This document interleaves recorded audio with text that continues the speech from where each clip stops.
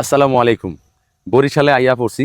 বরিশালে আইয়া লাউয়ের ডগা দিয়া ডুগডুগি বানাইবো না, লাউ দিয়ে ডুগডুগি বানায়, লাউয়ের ডগা দিয়া চচ্চড়ি বানায় খায় মানুষ। তো এই লাউ গাছের বিষয়ে একটু কথা বলে যায়। সেটা হচ্ছে, এখানে আমরা লাউ দেখতে পাচ্ছি, সুন্দর গাছ হয়েছে। টালে যখন উঠে পড়ে এই যে দেখেন এই পালসিগুলো বের হয়। তো এইটা যখন 12 পাতা পট আমরা যদি একটা 1G কাটিং দিই, সেখান থেকে পুরুষ ফুল বেশি জন্ম নেবে। এরপরে 2G, তারপরে 3G। এই 3G কাটিং যদি দিই আমরা, লাস্ট জেনারেশনে যায় কিন্তু প্রচুর পরিমাণে স্ত্রী ফুল হয়। তাহলে পুরুষ ফুল এবং স্ত্রী ফুলের সংমিশ্রণ যখন হবে, তখন এরকম প্রচুর পরিমাণ লাউ আসবে।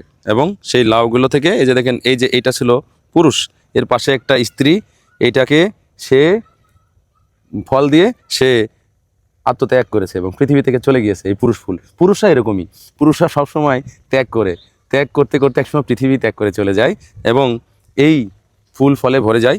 এই লাউয়ের ক্ষেতে যদি আমাদের ম্যাজিক্যাল গ্রোথ ব্যবহার করা হয়, আরও প্রচুর পরিমাণ লাউ ধরবে বেশি বেশি। কারণ আমাদের ম্যাজিক্যাল গ্রোথ দিলে ফুলকে ফলে পরিণত করতে সহায়তা করে থাকে আমাদের 4CP আছে, 4CPটা স্প্রে করতে হবে, তাহলে প্রচুর পরিমাণ ফলন হবে।